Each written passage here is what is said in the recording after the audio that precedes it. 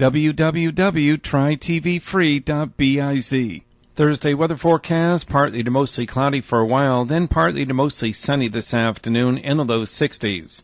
Mostly clear, chilly tonight, 35 to 42. Friday should be mostly sunny, the high about 55. Partly to mostly sunny this weekend, temperatures generally in the low 60s Saturday and Sunday. Jonesboro, that's your KLEK 1 to 2.5 FM weather.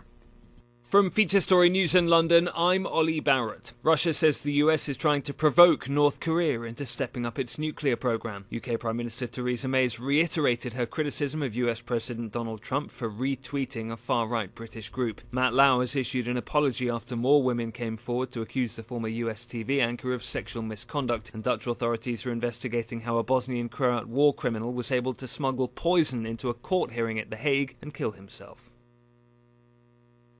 It's 9:01. KLEK LP Jonesboro, the voice of Arkansas Minority Advocacy Council. It's now time for Community Conversations, a program focusing on the people working to make the Jonesboro community a better place, while offering viewpoints from all sides of the issues. The views expressed in this program are those of the participants and do not necessarily reflect the views of KLEK 102.5 FM, the voice of Arkansas Minority Advocacy Council, or our underwriters or sponsors. KLEK 102.5 FM, good morning to you on your Thursday. It's the last day of November 30th, 2017. This is Community Conversations. Kato Wonder is in the studio with you. I'm flying solo today. My co-host, Mrs. Quabila Jones, she's at home, and if you checked out Instagram, she says she's getting gala ready. Of course, you know the volunteer gala is tomorrow for the city of Jonesboro. So, for those of you that may not know, Quabila is a licensed nail tech, and if you follow her on Instagram, just look up the Pink Queen. I think that's her name on there. You can see all the pretty nail designs that she does, but she is hooking up her nails. But anyway, enough jibber jabber. The reason why is we have a very special guest today. He has not quite arrived in the studio yet. You know how this Jonesboro traffic goes. But our guest today on Community Conversations, his name is, I hope I'm pronouncing this right. If not, he'll correct me once he comes into the studio. It's Chintan, or it may be Chintan, but he'll let me know once we get there. Desai. And he is running for U.S. Congress, Arkansas District 1. Let me go ahead and give the disclaimer now. KLEK and the Voice of Arkansas Minority Advocacy Council does not endorse nor support any candidate for office, nor was any compensation offered for this interview. This interview is offered for informational purposes only. Like always, well, if you're just ever tuning in when we do one of these interviews, I always say, I'm not going to tell you who to vote for, but the most important thing is that you vote and you make your voice known, because these are the people who ultimately make the decisions for you. And I believe this is our guest right there. Come on in, mister. Is it Chintan? It's Chintan. Okay, well, Chintan have us this seat right here that's on mic 6. Just put, yeah, we got your picture on the screen and everything. And then we're also live streaming on Facebook. And just pull up to that mic and put the headphones on, and we'll go ahead and get this thing started. Say your name? Leganzi. Leganzi, okay. Mm-hmm. Alrighty, so just kind of pull the mic up to you and kind of do a little quick on-air mic check. Speaking to the mic. Check. Okay, hold up. Oh, I guess it would. All right, now I'll do it. Check. Okay. All right. So we now have Mr. Desai in the studio today. And how you doing today, sir? I'm doing pretty well. Thank you so much for having me. I apologize for being tardy. I budgeted exactly 2 hours, and I need. Well, as someone who is from Helena, you got to give yourself a little bit more time, a little bit extra. Hold on, let me ask you this: you didn't speed through Cherry Valley, did you? No, sir. Okay, no. because so I know you may not be. I know that you actually moved to Helena. We're going to talk about that a little bit when we get to your background. But yes, sir. When you pass through Cherry Valley, you must go the speed limit. And anyone out here who's listening can tell you, and including myself, they will definitely give you a ticket in Cherry Valley. Well, there are many communities like that in Phillips County, and understood. Okay, so all right, so let's go ahead and get started. So let's go ahead and just tell the listeners a little bit about yourself. Yeah, absolutely. So my name is Chintan Desai. It's pronounced Chintan, so it's like Clinton with a chin. So I know it's a different name for folks. I grew up in I'm used to that being named Leganzi, so. Fair enough. I grew up in California. My parents moved here from India. I grew up in the central coast of California, went to school up at UC Davis in Northern California, and then came to Helena by way of a program called Teach for America. If you're not familiar, it's a program that places a lot of recent college grads and young professionals in in lower income areas to teach. And so I taught 5th grade social studies for a couple years at KIPP Delta Public Schools. It's a public charter school in Helena, and also campuses in Blytheville and Forest City. Did that. And are you still teaching there? No, sir. Teaching is really hard. I'm a former teacher myself, so I know that. Okay. Yeah, I taught in Helena, West Helena schools. I did not know. Okay, so I taught briefly at Central High School. Okay. My alma mater. There you go. Okay, go Cougars. Yeah, we beat a Kip at basketball. You did? Well, it was actually more whooping, but you know I got to represent for them Cougars, you know. Fair. So I root for both teams whenever they play because I feel proud of Helena in general that we have 2 great schools and great athletic programs. But yeah, I taught for a couple years and really got lucky in a lot of ways. That's how I ended up sticking around in Helena. I got an opportunity. I worked as the executive assistant to our executive director, and have essentially stuck around in a professional capacity since then. I've grown to really love the community, get involved with a lot of different things. I serve on the Boys and Girls Club board there. I serve on the Delta Cultural Center Advisory Board, involved with Kiwanis. Really just have come, what I would say is, I grew up in California, Helena really is home. And I imagine, and let's talk about that for a little bit for a second. I imagine there had to be a big culture shock coming from California to the Mississippi Delta. I'm actually from Helena, so I was actually born in Clarkston, but grew up in Helena, graduated from Central, and then came up here to Arkansas State. So, and I still keep up with what's going on in Helena, so I know all of the challenges that Helena is facing. So, just imagine. So, just kind of tell the listeners what it was like to make that transition from living out there to here in the Delta. Yeah, that's a good question. It was certainly challenging. I want to make sure that's clear to people, that nothing about any of this first part was easy. And even though I seem to be doing well now, and it seems to be like things are going well for me, there are a lot of things that were very, very difficult in the beginning, and it was compounded by teaching being very, very difficult. Me being new to the profession, new to the community. I think when I look back, because hindsight is at 2020, I think in those early years, that's when I really started to gain an appreciation for this town, for this community. In that, especially from where I came from, it's great in California. It's certainly a great place to grow up. And where in California are you originally from? San Luis Obispo. It's on the Central Coast, so right on the beach. It's actually named one of the happiest places in America by. So you went from the beach of California to the bluffs of the Mississippi River. Yes, I did, and I mindfully did so. I bought a house there. It is home. I'm not going to say your address on air, but I know when I first was brought to your attention, I saw your information. I said, I actually looked at the house, and I'm going to actually tell you so. When my wife and I actually were house shopping back in 2007, that house that you now live in actually was up for sale, and we actually considered it. Went in it and looked and all that? That's crazy. That's what a small world. But the salient point is what I found was really caring, good, genuine people. And that's not saying that I didn't have that in California. I'll say that I just found a little more of that in Arkansas. And I think it was in year 3, year 4 that I really realized that.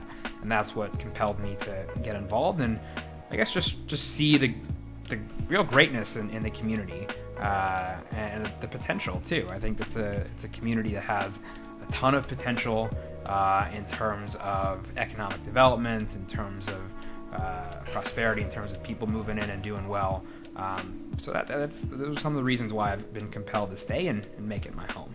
Okay, and with that, let's go ahead and transition into your run for U.S. Congress. Now, obviously, during your background, you have said many times about how you came to this area, how you fell in love with it, and how you like all the things that are going on. And obviously, to put yourself out there for a position of public service such as Congress, you have to have a love and a passion for your community. So what about your experiences made you decide that you wanted to actually run for Congress? Yeah, and honestly, a lot of it is rooted in that love for community, this compassion for people. And then on top of that, what I would add is the growing realization that, look, we're living in times where, to get into the opponent in this race, it's an incumbent, Congressman Rick Crawford. He's a good man. At the same time, he has made votes that I firmly believe are not in the best interest of a large portion of folks in eastern Arkansas. Can you give an example of one of those votes you were talking about? Yeah, we talk about the American Health Care Act, which he voted for. Thankfully, it has not been passed by the Senate, but voted for in earlier this year by Congressman Crawford, and that's a bill that would ultimately result in about 23 million Americans losing health care over the next 10 years, and especially those who are older and maybe more predisposed to health conditions. You think about the recent tax bill. I mean, the median income in Arkansas is $41,000 a year, and it's even lower here in the 1st District. This is a bill that only benefits a very small portion of those constituents, and it's being sold as something very different. So I think it's deceptive. I think that East Arkansans deserve better than that. And you know what? No one even stepped up in 2016. There wasn't a Democrat in the race. No, yeah, it was actually there's a libertarian. Yeah, because we interviewed him on the show, yeah. and I want to kind of transition to my next question since you kind of brought some of this stuff up. By the way, we are speaking with Mr. Chintan Desai. He is running for a Democratic candidate for Congress for the 1st District of Arkansas. And, of course, if you have a question for Mr. Desai, you can give us a call at 870-277-1080. Once again, that phone number is 870-277-1080. Or you can weigh in on our Facebook Live feed. And we have a Facebook shout-out. Shout-out to Christy Mathis Conway. Now, Mr. Desai, you mentioned earlier, you talked about Congressman Crawford saying that he is a good man, and he is. We've talked to him before on the show, but this is kind of a broad question. We see a lot of people both running as Republicans and as Democrats who are good people.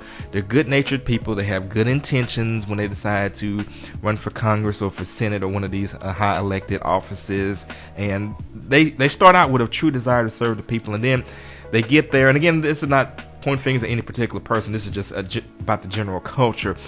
These people, they get to Washington, and then they get hit with all the lobbyists, all the PAC money, all the drama, everything that goes on in Washington. And then it seems like a lot of these politicians, again, this goes to Democrats and Republicans, just kind of forget the people that put them in office. So my question to you is, what do you think about that, and what would make you different if you were elected? How would you not get corrupted by all of the drama that goes on in Washington?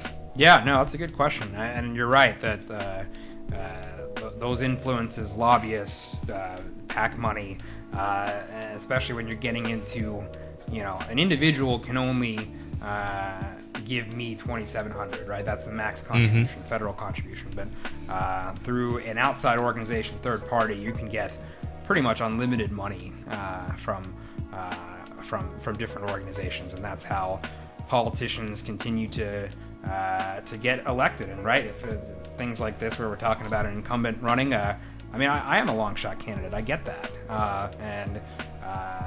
what I think about it is this is why we have elections. That's why it's important for people to be caught up, to understand what's going on, to understand that when Congressman Crawford is saying this about his votes, what is the actual truth behind that, and how are you getting your news, how are you informing yourself and making better decisions, how are you supporting other candidates in terms of what will make me different. I think it goes back to values and what I care deeply about, and the professional experiences that I've had. I worked in Helena, and in that community, it's a relatively low-income area. The people that I work with, the people that I support and stand alongside are common, everyday folks. And to me, they're the reason why I'm running. They're the reason. They're what's important to me. And I would want to make sure that that's forefront in my mind if and when I'm elected. I think a no-brainer for me would be making sure that there's a congressional office in Helena or in near that area. Well, I think that would be great, because there has never been actual congressional office in Helena. I know when Senator Blanche Lincoln, who was from Helena, when she was senator, I mean, she made many trips to Helena, but I don't think she actually had an office there. So, I mean, that would be certainly a great thing. And I get Jonesboro as the population center. It's the big city in this district, but to me, Helena is an important place. And what am I doing to make sure that the doors of opportunity are being opened to the people that again I'm closest to, and are again the reason why I'm running and taking on this endeavor. All right. Once again, we are speaking with Mr. Chintan Desai. He is a candidate for office for the 1st Congressional District of Arkansas. And if you have a question or comment, you can give us a call at 870-277-1080. Once again, that phone number is 870-277-1080. We have a Facebook comment, but my phone is tripping, so I'm going to have to log in on my computer. So while we're doing that, Mr. Desai, just kind of tell the listeners and viewers a little bit more about your platform. Yeah, absolutely. So, I mentioned some of the shortcomings of Congressman Crawford's vote record.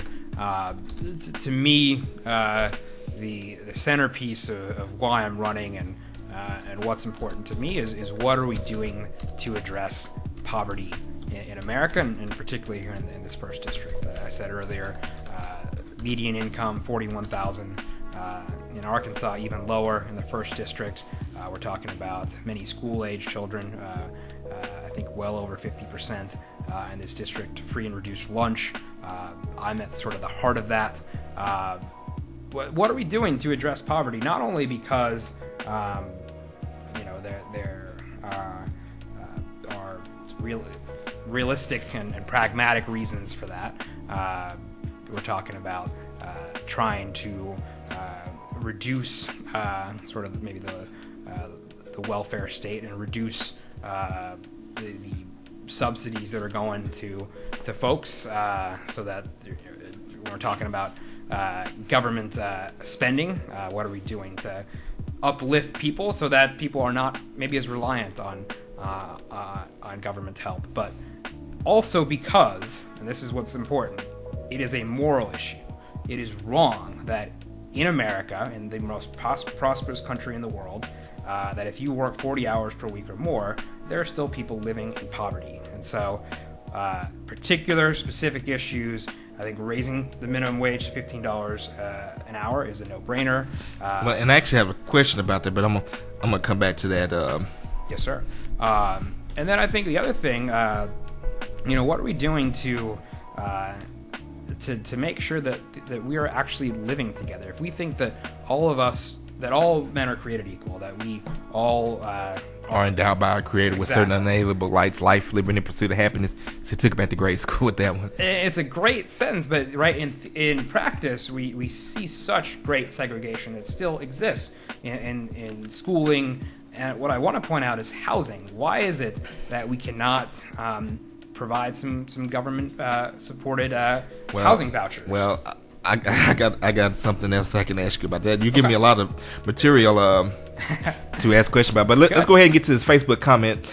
Christy Masters Conway says, I'd like to know what he thinks about persons with mental health issues in Eastern Arkansas and services being out because of Medicaid and insurance cuts. Yeah, that's a big deal, and that goes back to the previous point about the vote that Congressman Crawford took. These are cuts that would severely affect Eastern Arkansas. There are clear effects to mental health services. I think the point in all that is, look, I think we have found that there are some flaws and inefficiencies, and Obamacare, as it's called, is not perfect. At the same time, it did get more people insured and covered, myself included. And there you go. And that's a really important point, and that's important to me, even as a person that might, have some benefit with the way the Republicans want to do it, where younger, healthy people would have a reduction in premiums. But no, that's not what it's about. It's about folks who need that coverage, because in my view, healthcare is a basic human right. And like I said, and I know I'm not supposed to interject my personal views into it, but I do feel that everyone should have that because it's something that affects us all. But not going to get into that. We do have some more Facebook shout-outs. Shout out to Brad Dillon, Tanita Boyd Wathel, Zacharias R. Carlson. Of course, we have Christy Mathis Conway. Now, earlier you mentioned about housing. Now, here in the city of Jonesboro, housing is a hot topic. And you have people in certain areas of town, whenever a developer tries to put apartments or certain housing that could potentially benefit the poor, there is great resistance to it. And that's just kind of like how it is here in Jonesboro. So I guess in our last minute, if you were to advocate for more affordable housing in Jonesboro, how would you counter people who may be concerned that putting this kind of housing in the neighborhood would bring their property values down or reduce the quality of life in their neighborhood and bring more crime? We got about a minute and a half. You want to answer now or catch it on the other side of the break? No, I'll address it here. Okay. What I'll say, maybe it's a two-part answer. I'll cover the rest of the break, but after the break. But first of all, the folks that think that way, if we're thinking about trying to influence them, to change their minds, change their perspective, I think it's first important to acknowledge maybe their fear and maybe what they're thinking and why they're thinking that way. At the same time, and it goes back to my earlier point, if we're truly equal, there's no reason why we cannot live together. And when we're talking about folks who are in low-income situations, there are usually very systemic reasons for that. Whether there's been generations of poverty there, generations of racism there, and if folks are not in situations where they can succeed, how do you expect themselves to lift themselves up out of their own situations? So that's what I'm thinking. All right, we're speaking with Mr. Chintan Desai. He's running for U.S. Congress, Democrat for the 1st District of Arkansas. We're going to talk to him more after the break. Don't go anywhere. We will be back with more of your questions and your comments from Mr. Desai. This is Community Conversations. This is KLEK 102.5 FM. You're listening to Community Conversations on KLEK 102.5 FM. We'll be right back.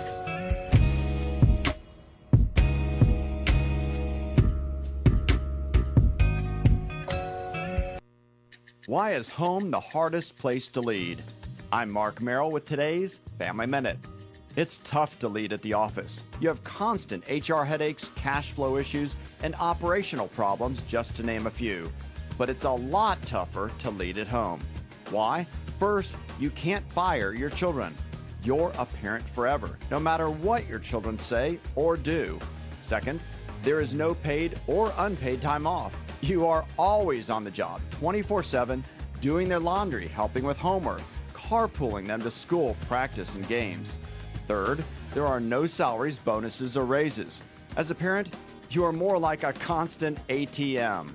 Remember, your family first. For more resources on today's topic, go to markmerrill.com. Family Minute is made possible by the Kappa Nu Omega chapter of Alpha Kappa Alpha Sorority Incorporated, a non-profit organization committed to service to all mankind. Kappa Nu Omega Alpha Kappa Alpha on Facebook and KNOMEGA1908.com. For almost 3 years, KLEK 102.5 FM has brought you the music you love on your radio, on your computer, and on your phone. Now, we want to bring the music to your party, wedding, or any event. KLEK now offers DJ services for all occasions with over 22 years of DJ and broadcast experience. We can also announce your event on KLEK. Need a photographer for that special occasion? We got that covered too. Package deals available. Book us for DJ, photography, or for both for your event today. Call 870-203-9951 or look us up on social media at KLEK FM.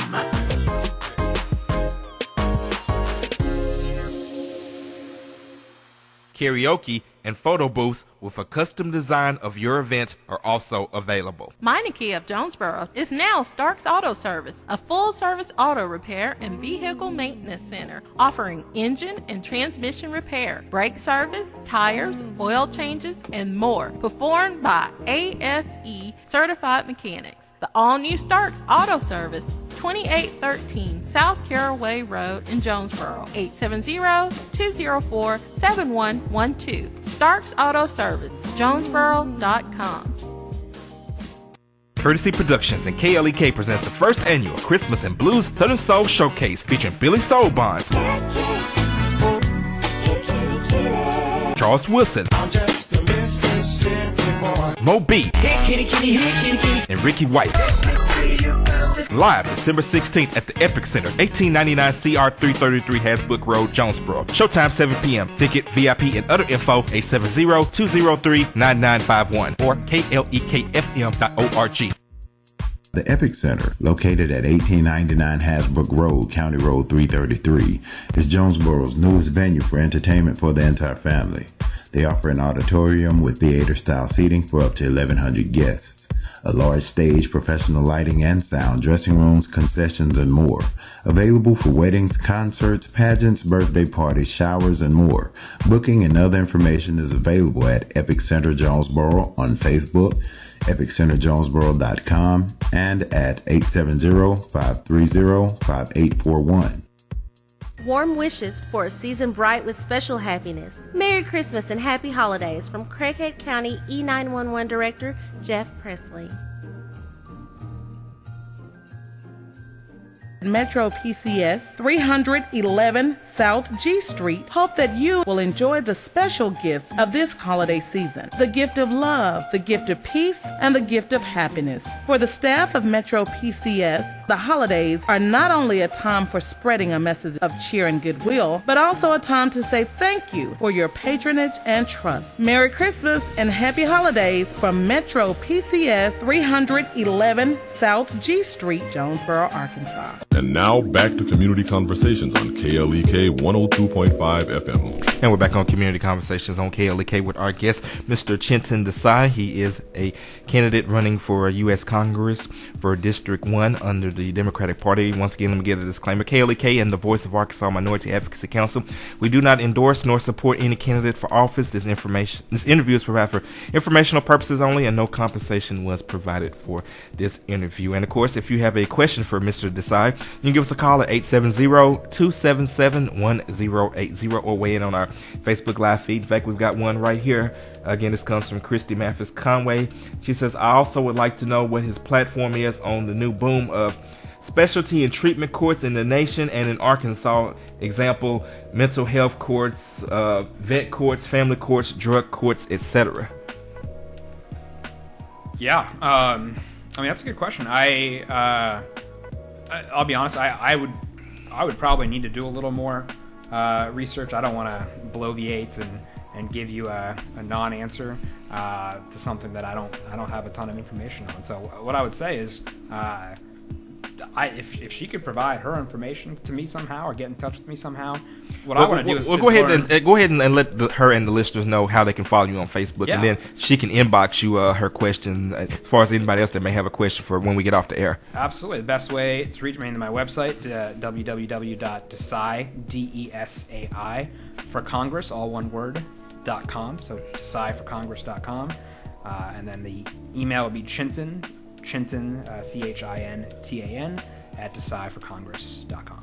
All right, and we have another Facebook shout out to Cade Holiday. Appreciate you for checking in, Cade. Okay, we talked about this a bit off the air, and you told me to actually ask you this on the air, so I'm going to go ahead and hit you with this. Obviously, the 1st District is located in Arkansas, and Arkansas, over the past few elections, has grown increasingly conservative. You know, it was once Democrats held almost all of the offices, and now that it's flipped to where almost all of the offices are held by conservatives. And so you're running as a Democrat, and you're also a minority. You are an American citizen because you were born here, but, you know, you come from minority heritage. So, you know, those are some potential disadvantages that could, you know, affect your candidacy. How do you address that? Yeah, so 2 points. One, on the partisan piece, I mean, yes, you are right. It is a more Republican district than Democrat, especially in recent cycles. At the same time, these are then older voters who have switched parties, and probably multiple times in their lifetimes. And so that gives me reason to believe that this perhaps is not the ultra partisan race that some might think. I mean, there are a lot of independents, but if you actually look at just registered Democrats, registered Republicans, there are actually more registered Democrats in the district, interestingly enough. Second, beyond the partisan piece, I want to make the argument that Arkansas and the voters here in the 1st District are smart people, and that they're voting in their interest, and they're voting certainly with their pocketbooks, and ultimately those are things that I believe, and this is core to who I am, that transcend the race piece, that transcend I've got the funny name. No, let's pick the best candidate that's going to ultimately lead to better outcomes for us and for our kids. And I would argue that I'm the person. And I certainly agree with that. And I hope that people will take that to heart, no matter what the race is, no matter who's running. Listen to what each candidate has to say and make your decision based on which candidate you feel will best represent your views. We got another Facebook comment. This comes from, I might have drag the screen over a little bit. This comes from Eric, and I'm sorry if I mispronounced his last name, Malfons. Says, I would like to know what kind of tax reform would work for working Arkansans. I'm a type 1 diabetic, a foster parent, and make less than $75,000 a year. I'll lose money next year, and I'm not the only one. What would your goals for tax reform be? Yeah, I mean, I think in a broad sense, and I'm not going to get into detailed tax plans on air here, but in a broad sense, and I know Eric personally, we need to look at solutions that do not hurt the middle and lower income classes. When we're talking about individuals under this current tax plan, I mean, we're talking about 95% of the community in this district would be hurt by this current Republican tax plan. We need to look at scenarios that allow us to continue to fund programs, because I think that's incredibly important. There are a lot of good social programs that are being done. Certainly identify areas that are wasteful and maybe not as effective, but keep and protect those programs and ensure that we have tax plans and programs that support them and that give breaks to middle and lower income classes. The theory of trickle-down economics has been disproved now, several times over, and I don't know why it's something we continue to return to. So that's what I think. All right, and we have a couple more Facebook shout-outs. Shout out to Shama J.I. and Latina Gooden. Appreciate you all for checking in on our Facebook live feed. And, of course, you can leave your questions or your comments, or you can give us a call at 870-277-1080. Once again, the phone number is 870-277-1080. And your comments about taxes, I'm going to kind of bring this back to, you mentioned earlier, you are in favor of the $15 an hour minimum wage, okay? Well, people who are against that, they typically say, well, if you raise the minimum wage, then employers are going to have to raise the price of goods and services to make up for the extra costs that they have to spend to pay employees, and that's just going to make inflation go up, and it's just going to kind of snowball from there. So what is your counter to that? Yeah, I mean, first I would say I don't buy that. First, if we're talking about larger corporations, I think a $15 an hour minimum wage we're talking on the margins in terms of But what about for the smaller businesses? Yeah, small businesses. I mean, how would you propose to help them in a situation like this? And in that case, I think what are we looking at in terms of offsets in terms of certain tax breaks or incentives for smaller businesses? Because I certainly support small businesses. They're the backbone of America, certainly the backbone of this district. And I would want to see a plan that does not disproportionately hurt small businesses. But if we're talking about larger businesses, and if you're working at McDonald's and you're getting $7.25 an hour, it's not going to hurt McDonald's if you're getting paid $15 an hour, and I can almost guarantee that. All right. Once again, we are speaking with Mr. Chintan Desai, Democratic candidate for the 1st Congressional District of Arkansas. Now, I'm going to hit you with a question. This may be a little bit out of left field, but I've been thinking about this ever since I actually read your platform. You, again, we mentioned at the top of the hour, you originally taught at Kip Delta Public School. I'm very familiar with Kip Delta. In fact, I remember when Kip Delta was actually founded. Now, the subject of charter schools, that's typically not a Democratic position. That's typically something that Republicans are more likely to support as opposed to Democrats. Democrats typically are more in favor of traditional public schools. In fact, some of them even feel that charter schools such as Kip hurt public schools. So how do you respond to that? I mean, running as a Democrat, even though your background is actually working at a charter school, something that traditionally Democrats are not in favor of. So not out of left field at all, because I've gotten that question before, and I expect. Well, you're going to probably get it again. So you can say this. I don't know if this is your first time getting it on a media outlet, but yeah, no, I get it. No, it's not the first time for media outlet either. But it's a good question. It's fair. What I'll say is, and it kind of gets back to my salient point, I am running as a Democrat, sure. I don't consider myself to be this totally partisan guy that is solely like pigeonholed in a particular ideology. What I will say is that I believe in effective, high-quality education options for parents. The other point I will make is that there are some really awful charter schools out there, and I won't name names, but there are some in Arkansas that need to be shut down yesterday, and I'll say that clearly and flat out. At the same time, and this is just the context that I was brought in Helena,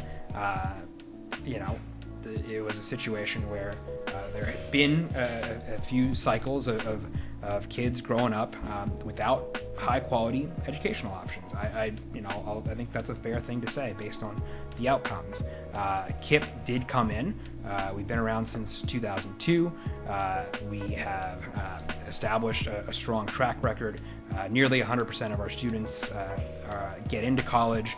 We have about 44% who graduate from college in 6 years. That's compared to 10%.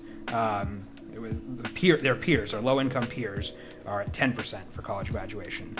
In the same time, I want to also point out Helena West Helena has recently, there was the big news, they got 100% of their senior class. Yeah, I was about to say now, which is great. I was about to say the Helena West Helena schools are on the come up. Shout out to my guy Andrew Bagley. And I love Andrew. He's a good friend of mine, even despite the KIPP Helena West Helena thing. And they're on the come up. They passed the recent millage for a new high school facility, which is a great thing, which I supported. And I can't wait to see it built. When they build it, I'm definitely gonna make that drive down and take a tour of it. And you know what? Two great educational options for kids and parents in Helena. That's a great thing. And I think let's not look at it so zero sum, and let's look at it as two great options. And again, if there is a charter school that is not performing, there are accountability measures for that with the ADE. And look, we do need to be tougher about some of those schools, and they need to be shut down. All right, and let's tie this into education as a whole. Of course, ever since President Trump got into office, the current Secretary of Education is Mrs. Betsy DeVos, and there's been some concern about some of her policies and how it could affect education, not just high school, but even like up to college. Of course, one of the big issues facing college students such as myself is student loan debt, and I'll just be honest, I have 6 figures of student loan debt. It's the reason why I don't have a PhD behind my name, because I can't afford it. But there are a lot of other people in the same situation who have been besieged by student loan debt, and there's no way to get out from up under it, and a lot of people can't buy houses or do other things because they're trapped with this student loan debt. So if you were to get to Congress, what would you do about that? What would you propose to try to help those in that situation? Yeah, 2 specific things, and I want to preface this by saying, and really with all these things, nothing happens overnight, right? This is Congress, this is, there's gridlock, and even like intentional gridlock for a reason most of the time. But if we're talking about 2 specific things, one on a much more tactical, smaller level, but still significant. The government subsidizes a lot of these banks, these banks that provide student loans. What are we doing to? I don't know. And this has been on a platform before on a previous candidate, so I don't want to say this is my idea, but it's a good one. taking those subsidies and instead diverting them to Department of Education loans, which are typically lower interest and come with the lower costs for the student. Two, let's take a step back and look at our priorities and look at what we're spending money on. Education is the silver bullet. It's so incredibly important. And I really do think, and I would want to be committed to this idea, however long it takes, that if you agree to work part-time your first year of college, and you're staying out of trouble, you're getting good grades, the government, we should be paying for your tuition, period. And that's something that, again, it's going to take a long time to get there, but it's a worthwhile cause in my mind. And since you mentioned the government, I want to transition into something else. People who typically lean conservative, they have the viewpoint that the government's only function is basically to provide, for defense and do as little as possible. It's not the government's thing to get into social programs or ensure you get an education or health care or anything like that. How do you respond to that?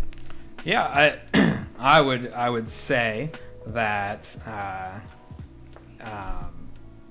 if we're talking about local level politics, and if the argument is like leave it to states or local institutions to make decisions, the retort to that is local institutions and states are not fighting international wars for us. They're not establishing national civil rights. They're not establishing standards that are important for the entire country to live by. If we left civil rights to the states, what would we be living under right now in this country? Likely, potentially, is still a segregated South. I think the point in all of that is, in certain cases, it is important for the federal government to take the lead on issues, particularly around morality and around justice. When we're talking about folks who are not getting enough to eat, who are not getting the education they deserve, who are not making enough money, those are all issues, like bread and butter issues that I believe require federal government intervention and assistance because it's the right thing to do. And I want to kind of transition into something else. Okay, we're talking about the government. And couple of issues that are very hotbed issues in this part of the state is you have your social issues, such as abortion, gay marriage, and gun control. And these are issues that people are very passionate about. So what is your position on those? Yeah. And I recognize that those are hot button issues. People care a lot about them. My argument is that they're not the most important, at least. But to some voters they are, because you do have your single issue voters. Absolutely, and I would say so. If we just want to go down the line on them, on abortion, on gay marriage, I mean, on both of those, the argument can be made that the Supreme Court has already made their decisions on them, and we're talking about legislation on the margins that essentially would restrict those rights. And so, what I would say on those two in particular, I will make a public, I will publicly defend those when they're, we're talking about women's right to choose and gay rights, and particularly for marriage. I will defend those when they're under attack. My thinking and my understanding is that they're not things that are front and center in this election. To most people, I understand that there are single issue voters that care a lot about those issues, but they have been decided upon. There is Supreme Court doctrine on them, and I will only intervene and talk about them and bring them up when women's right to choose is under attack, and when gay marriage and gay rights are under attack. In terms of gun control, look, I believe in common sense gun legislation. If you have a history of mental illness, you should not be able to have easy access to a gun. An assault rifle is probably not needed to shoot a deer. There shouldn't be as many loopholes as there are. At the same time, I do believe in the Second Amendment. I do believe that if someone comes into your house and is trying to break in, and it's clear you have a right to defend yourself.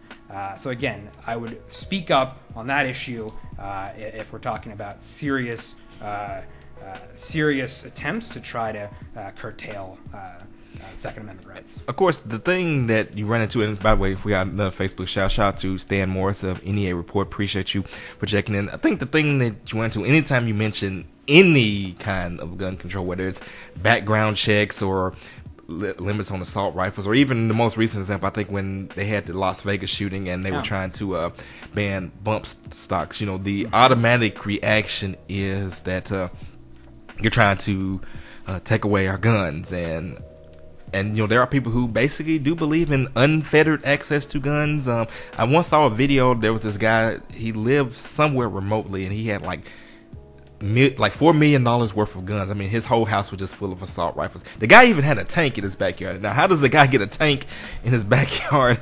I don't know. But there are some people that believe that you should have that kind of weaponry. And you can also say that we may have reached a point of no return, that there are already so many of these weapons out there that even if everyone came together and agreed to get rid of all of them, there's still millions of them out there. I mean, I think we're at a point now we can't stop killing. I mean, it's so many of them out there. So, how we go going forward? Because again, with a lot of people, just even the discussion of it is a non-starter.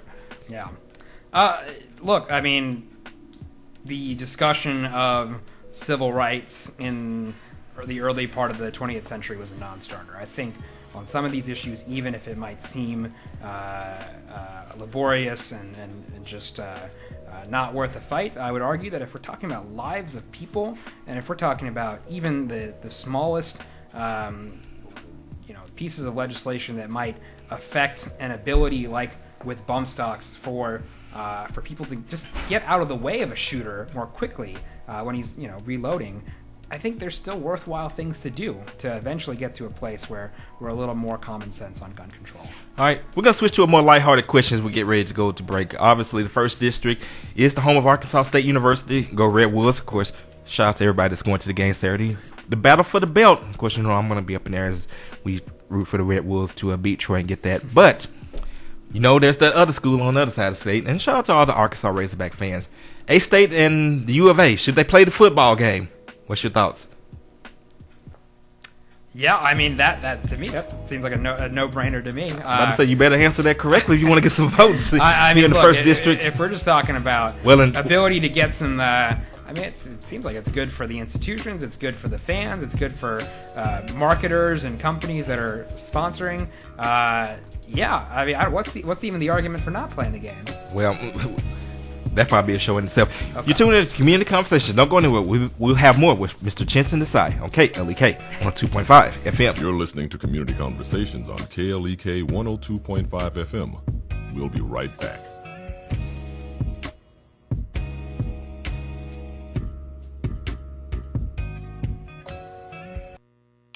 We're back with Money Matters. I'm Alfred Edmond Jr. Regardless of the reason you apply for credit, the last thing you want is for your application to be rejected.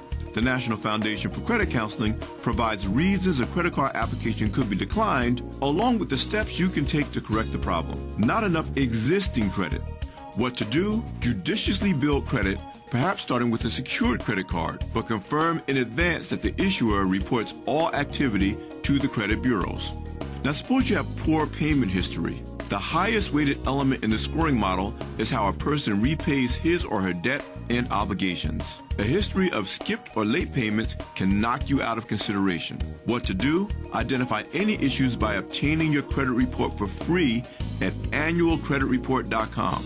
Next, start making payments on all accounts. This builds a positive credit history and helps to establish creditworthiness. I'm Alfred Edmond Jr. for Money Matters, a product of American Urban Radio Networks.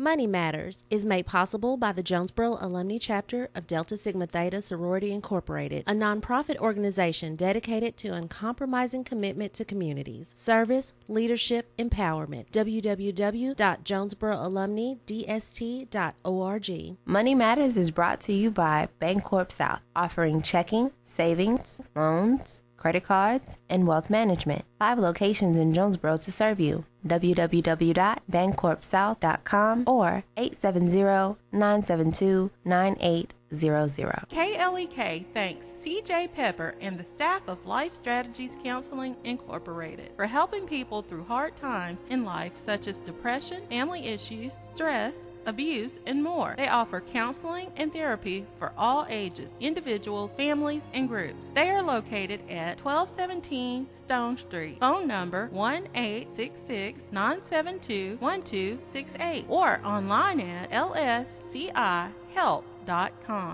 Craighead County Clerk Cade Holliday hopes that you and your loved ones will enjoy the special gifts of this Christmas and holiday season. The gift of love, the gift of peace, the gift of happiness. Christmas and the holidays are not only a time for spreading a message of cheer and goodwill, but also a time to say thank you to the citizens of Craighead County. Merry Christmas and happy holidays to you from Craighead County Clerk Cade Holliday.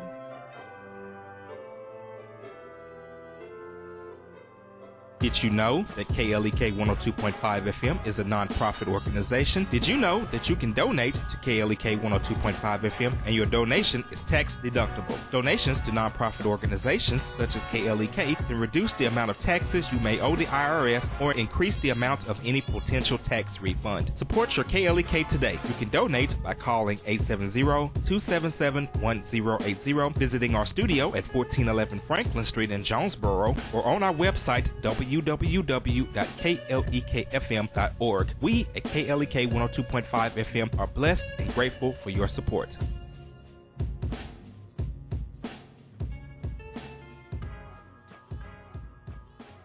And now back to Community Conversations on KLEK 102.5 FM. And we're back on Community Conversations on KLEK 102.5 FM, where our guest, Mr. Chintan Desai, he is a Democrat running for the 1st Congressional District Congress seat in Arkansas. Got a little tongue twisted there. And we've had a lot of fun talking with Mr. Desai during the hour. I want to appreciate everyone for checking in. Of course, remember, KLEK and the Voice of Arkansas Minority Advocacy Council, we do not endorse nor support any candidate for office. This interview is provided for informational purposes only. And we hope to have Mr. Desai's opponent, Representative Crawford, on the show soon. And of course, we want to invite all candidates running for all offices to come on the show to let your views be known. Let the people know where you stand on the issues. And even though we're not going to tell you who to vote for, but we do encourage you to listen to these candidates, see what they're talking about, see what they stand for, and then make the decision on who you feel is the best candidate for you. And I got another Facebook shout out to Keith Bardsley. Appreciate you for checking in. I know Keith. Okay, so you got some friends checking in on the live feed. All right, so Mr. Desai, what's some other issues that you feel strongly about coming up into this election? And let's talk about your plans for the campaign. Any future campaign events, town halls? How are you going to connect with the voters of the 1st District? Yeah, so and before you answer, both now and if you are elected. Yeah, absolutely. I think so. To answer the second question, to be honest, we actually only announced 2 weeks ago. It seems like it's been a long time, and unfortunately, just the main part of the campaign right now is fundraising. I mean, that's literally like 90% of my time, and that's making calls. I mean, it's the look. If your friends and family aren't even giving to you, then maybe you shouldn't be running for Congress. So those are the calls that I'm making, and trying to make sure that I have a sizable war chest. Look, Congressman Crawford has about $312K in the bank, so that is what we're competing against. Beyond that, I mean, once we get past the 1st, I'm imagining much more in terms of community events. I mean, obviously, I'm in Jonesboro today. I've got actually another interview later today, and then a few, relational meetings with community members here, including meeting with some of the young Democrats at ASU, which I'm looking forward to. I mean, at that point, it's all about, what am I doing to get myself seen in? This is a 30-county district, so there's a lot of territory. It's for those that don't know, all the way north, the Missouri border, all the way south at that very tip to the Louisiana border. And so it's events that may not necessarily be just mine. It would be trying to go to events that are already happening. I know the party is having a holiday party tomorrow evening that I'll be attending. It's just getting my face and name out there. Certainly, town halls would make sense. I also want to make sure that those are well publicized, so there is a good amount of folks that are there to both have their questions heard and answered. And that's a practice, by the way, town halls, that I would want to continue if elected. I know that there have been some issues with Congressman Crawford actually showing up for some of these town halls when invited. That's not something that I would run away from if elected. Alrighty. Once again, we're speaking with Mr. Chintan Desai, and we have another Facebook comment. This comes from Zacharias R. Carlson. Says, just big props to Chintan for running. We need Democrats on the ballot. And of course, if you want to leave your comment on our Facebook Live feed, you can do so, or you can give us a call at 870-277-1080. And we definitely appreciate everyone who has checked in on our Facebook Live feed. And so I want to ask you this question as we're starting to wind down the show. As far as the discord, and we kind of talked about this earlier in Washington with people not getting along, you have attacks going across the board, Republicans and Democrats constantly attacking each other. If you were to get to Congress, what would you do to try to build relationships across the aisle as well as with your fellow Democrats? Yeah, I mean, that's a good question. I what I would say, and I think this is like a recent realization for me as I've figured out the tone and sort of tenor of my own campaign, which I do really want to be very, very positive, and I want it to be optimistic and focused on me as a candidate and not so much Congressman Crawford. Yes, it is important to be bipartisan. It is important to reach across the aisle and build relationships. At the same time, and what I would suggest or propose essentially is that when you're attacking someone, quote unquote, based on their policies and their votes and what they have said and those things, the substance, I think that's fair game. And I think that's fair game because, look, we work for the people, people who are in the legislature, people who are politicians, we work for the people, and they deserve discourse that is about the issues. And attacks on people based on substance, based on, again, for instance, the votes that Congressman Crawford has taken that have hurt the Arkansas people, they are legitimate and they deserve to be heard. So I wouldn't back away from that. I wouldn't get into personal things and that sort. That's not relevant. Even though, like I said, I'm not supposed to give my opinion, I would definitely say that I agree with that. And that's for any candidate. I mean, yes, like you said, issues of votes, things of fair game, basically go after the person on what they have done, not on, personal he say, she say, or other things. I mean, because at the end of the day, none of us are perfect, and, we can find dirt on anybody. So we want to thank Mr. Desai for stopping by the studio today. We certainly appreciate him, and he's certainly welcome to come back. And we look forward also to having Congressman Crawford to come on to the program to give his side, because that's what we do here at KLEK. We want to offer all candidates and all sides. And if there's even a Libertarian or Green Party or any other candidate that steps up to run for office, we definitely want to make the platform available to them so that you, the listeners, can get all of those viewpoints out there, and so that you can be an informed voter and get your vote on. And of course, once again, I don't know if Cade is still watching, but make sure you get registered to vote. Go by the Craighead County Courthouse, holler at my guy Cade Holiday. He'll make sure that you get fixed up and registered to vote, because that is the most important civic duty. Mr. Desai, we've got 1 minute left. Any other final comments? Let people know how they can get in touch with you. Yeah, so to close it, I mentioned it at the beginning, but I'll repeat. The website is www.desaiforcongress.com. Reach me at my email, chintan@desaiforcongress.com. The Facebook handle or username is @DesaiForCongress. And look, I think this is an important election. I know that midterms tend to be lower turnout, even lower turnout than presidential, where we only get 30% of the vote or so.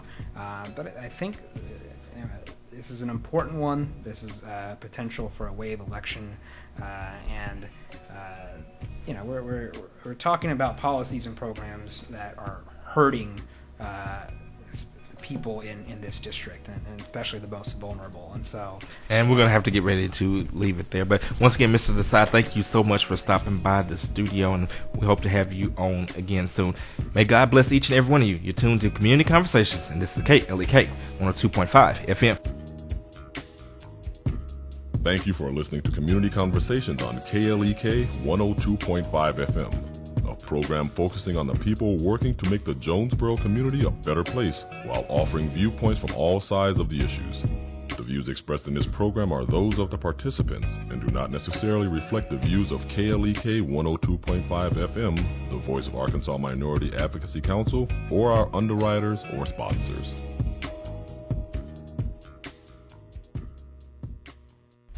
KLEK LP, Jonesboro.